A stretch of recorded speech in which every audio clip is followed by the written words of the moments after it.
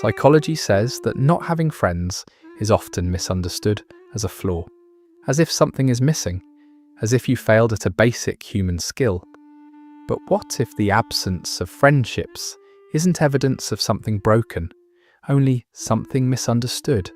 Some people don't struggle because they lack warmth or care. They struggle because social life feels heavier for them, more effortful, more draining. Not emotionally, but neurologically. While others move through conversations effortlessly, your mind is constantly reading between the lines. Tone, intention, subtle shifts most people never notice. And that depth comes at a cost. You've probably been told, directly or indirectly, that you're too quiet, too selective, or that you should put yourself out there more. But those labels miss the point entirely. They assume everyone is wired to experience connection the same way. They assume that wanting fewer relationships means wanting less connection, and that simply isn't true. The truth is, some people are built for depth, not volume. They don't collect relationships.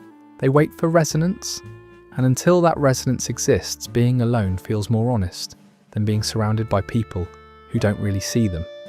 So if you've ever wondered why friendships have felt harder for you, why they've never come easily or casually, this isn't a story about what's wrong with you. It's the beginning of understanding how your mind actually works.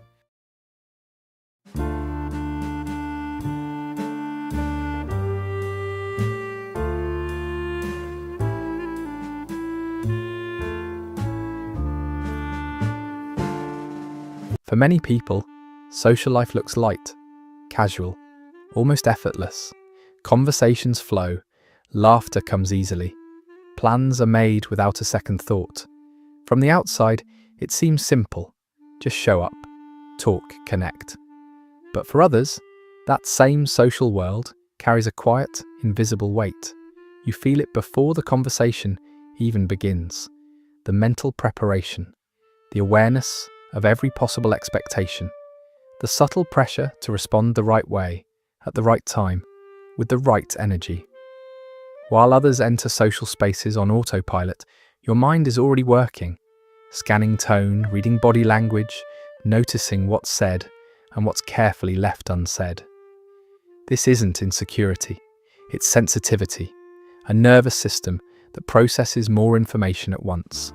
Every interaction asks your brain to hold context, emotion, and intention simultaneously, and that constant processing adds up. What looks like a simple conversation to others can feel like cognitive and emotional labor to you. Over time, that labor becomes exhausting, not because you dislike people, but because social life often demands a version of yourself that feels slightly misaligned.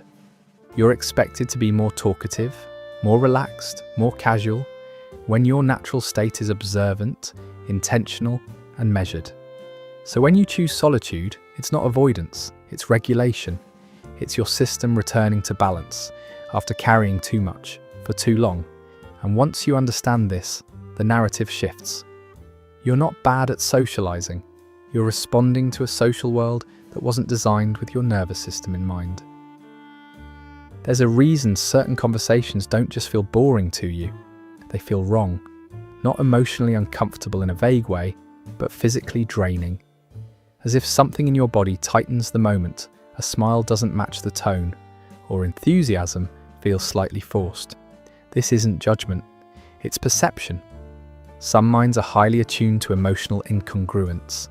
They register the subtle gaps between words and intention, expression and meaning. While others hear what's being said, you sense what's being performed. And once your brain detects that mismatch, it can't ignore it. The nervous system treats inauthenticity as noise, static that demands constant correction and interpretation. As self-awareness increases, tolerance for these inconsistencies drops. You're no longer satisfied with interactions that require you to play along, nod politely, or pretend not to notice the subtext. Gossip, manipulation, shallow charm. Your system flags them almost instantly. Not because you're cynical, but because you're accurate. For people like you, authenticity isn't a preference. It's a requirement for emotional safety. When behavior doesn't align with intent, your body stays alert, scanning for hidden motives. That state of vigilance is exhausting.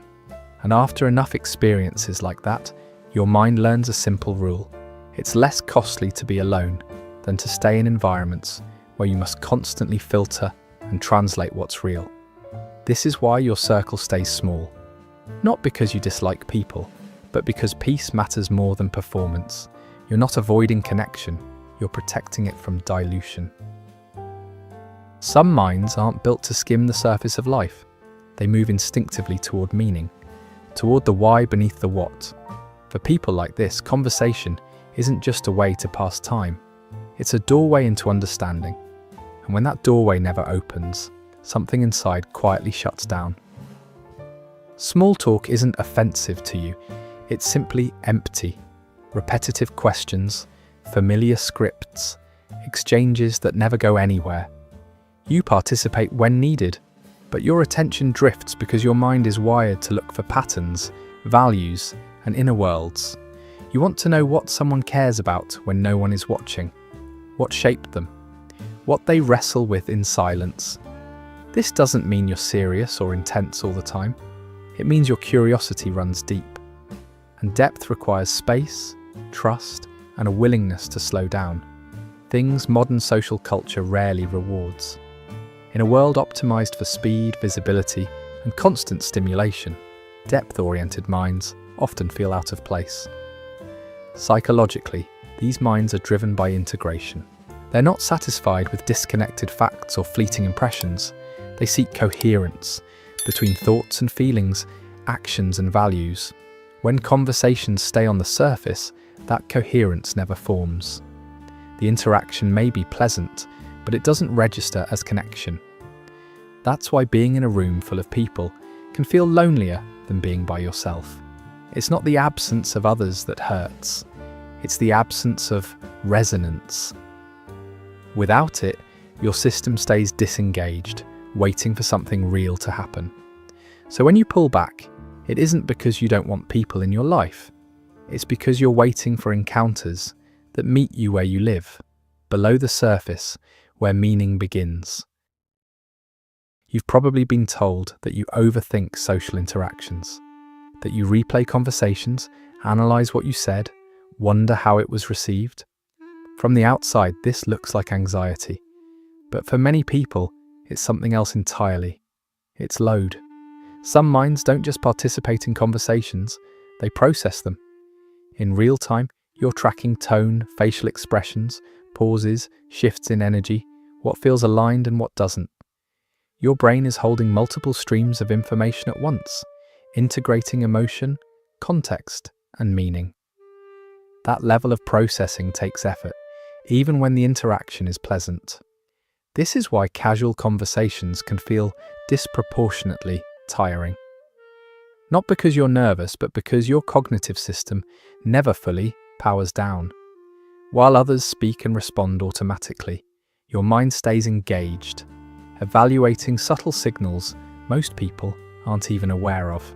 It's not self-consciousness, it's awareness. Psychology calls this high cognitive and emotional load. The brain is doing more work, not worrying more. And when that load accumulates across multiple interactions, exhaustion follows naturally. You don't leave social situations feeling rejected or embarrassed. You leave feeling spent. Over time, this can create the impression that you're bad at socializing. But the reality is simpler. You're expending more internal energy per interaction than most people. And like any system under constant demand, you eventually need rest. So when you seek quiet afterward, it's not avoidance, it's recovery. Your mind isn't broken, it's working intensely. Understanding this difference changes everything. It replaces self-criticism with clarity. And clarity is the first step toward treating your social energy with the respect it deserves. For some people, the feeling of being different didn't begin in adulthood. It was there early, quietly, persistently, long before they had language for it. You may have noticed it in classrooms, in group conversations, in the way laughter seemed to arrive a second too late, or jokes landed differently for you. Not wrong, just offbeat. Psychologists sometimes describe this as social incongruence, when a person's natural rhythm, interests, or way of processing the world doesn't quite align with the environment around them. But lived from the inside, it feels less clinical and more personal, like constantly having to translate yourself, to adjust your tone, to simplify your thoughts, to edit parts of who you are so others can follow along. Over time, this translation becomes tiring. You start to notice that the more accurately you express yourself, the more likely you are to be misunderstood. And so, slowly, you learn to hold back. You speak less, observe more. You choose silence not because you have nothing to say, but because saying it fully feels risky. This pattern often gets mistaken for shyness or detachment, but it's neither. It's adaptation, a quiet intelligence that learns when expression costs more than it gives, when being fully seen isn't safe or isn't possible in the spaces you're in. If you've carried this offbeat feeling for most of your life, it can shape how you approach relationships. Distance feels safer than constant misalignment, and until you find people who move at a similar rhythm, being on your own can feel more honest than trying to keep time with a world that was never quite in sync with you. From the outside, your independence looks admirable. You're self-sufficient. You don't rely heavily on others for validation, direction, or emotional regulation. You know how to occupy your own mind, solve problems alone, and move through life without constant reassurance. To many people, this reads as strength, and in many ways, it is. But this kind of independence isn't always something people choose. Often, it's something they learn. When support has been inconsistent, misunderstood, or unavailable, the nervous system adapts. You stop expecting others to meet you where you are. You develop internal systems instead, ways of thinking, coping, and grounding yourself without needing external confirmation. Psychology refers to this as low social dependency, but behind that term is a lived reality, learning to rely on yourself, because relying on others once felt unsafe or disappointing. This doesn't make you cold, it makes you careful. You don't avoid connection, you just don't rush into it. You wait for signs of reliability, depth, and emotional presence before letting someone matter. So when people mistake your independence for loneliness, they miss the truth. You're not disconnected, you're selective. You've learned that your inner world is valuable, and not everyone earns access to it. And until someone does, standing on your own feels more stable than leaning in the wrong direction. Rejection doesn't always arrive as a single dramatic moment. Often it comes quietly, through being overlooked, misunderstood, or slowly excluded. A friendship that fades without explanation. A group that never quite makes space for you. A time when you reached out and weren't met with the same care in return. Individually, these moments may seem small, but the nervous system remembers patterns, not intentions. Psychologically, social rejection is processed by the brain as a threat, not to ego, but to safety. Human connection is tied to survival, especially early in life. When that connection repeatedly leads to pain or uncertainty, the brain adapts. It becomes alert, watchful, protective. This is how relational wounds form, not because you're weak, but because your system learned that closeness carries risk. Over time, this vigilance shapes behavior. You hesitate before opening up. You observe before you trust. You may pull back at the first sign of inconsistency, not out of fear, but out of memory. Your nervous system has learned that it's safer to step away early than to be hurt deeply later. This often gets labelled as being closed off, but what's actually happening is regulation. A system that once extended itself too freely now sets boundaries automatically. The threshold for access becomes higher. Not everyone is allowed close, not because you don't care, but because you care carefully. Understanding this changes the narrative. You're not emotionally unavailable. You're protective of something that was once exposed without protection. And that caution isn't a flaw. It's intelligence shaped by experience. Healing doesn't mean tearing those defenses down. It means learning when they're no longer needed and allowing safety to be felt slowly where it truly exists.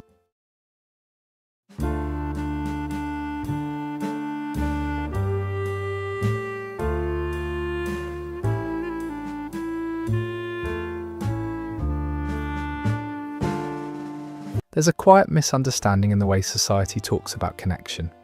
Being alone is often treated as a problem to fix, a temporary failure on the way to something better. But alone and lonely are not the same experience. For many people, they're opposites. Loneliness is the pain of wanting connection and not having it. Aloneness, for some, is the relief of finally being able to breathe.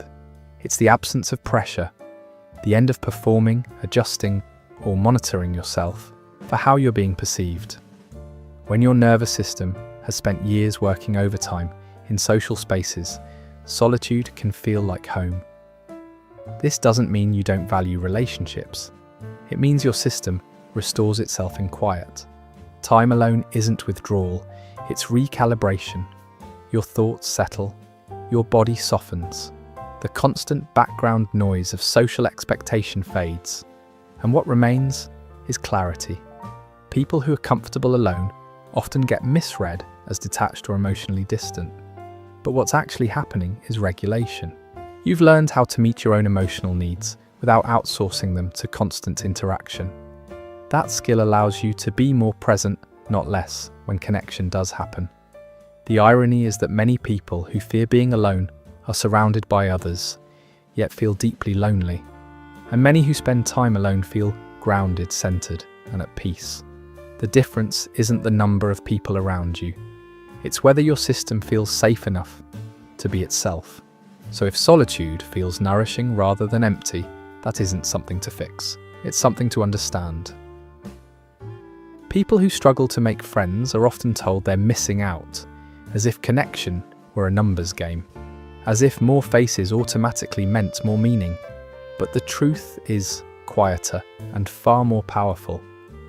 When people like you do form friendships, they tend to be rare, intentional, and deeply rooted. Because you don't bond casually, you listen closely, you notice emotional shifts. You remember what matters to someone long after others forget. When you let someone into your world, it isn't lightly. It's with care, loyalty, and presence. And those qualities don't create many connections, but they create lasting ones. Deep friendships take time because they require safety.